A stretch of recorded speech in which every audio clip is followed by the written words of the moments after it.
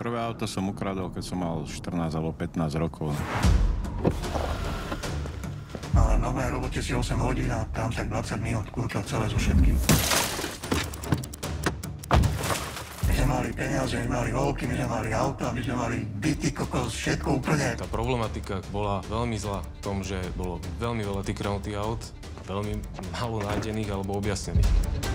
Keď si zlodej, musí mať svoju česť. Keď ju nemáš, tak si kokot, ne?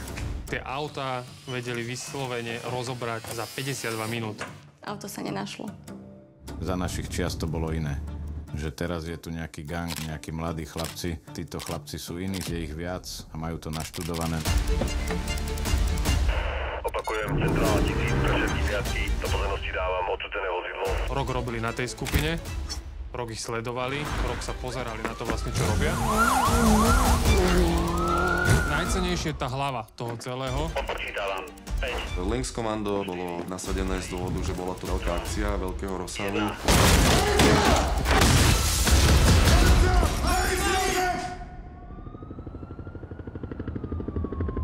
A dopadlo to až tou veľkou raziou.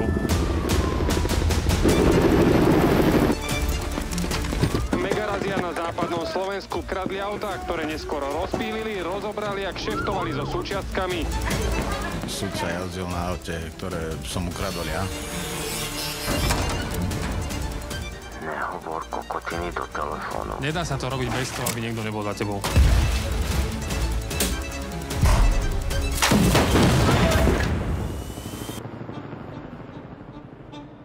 Je úplne jedno, aké máš v živote postavenie, či si advokát, doktor, ITčkár, kuchár. Ak raz zaparkuješ svoje auto na ulici a niekto ho naozaj potrebuje a vie to, tak si ho vezme.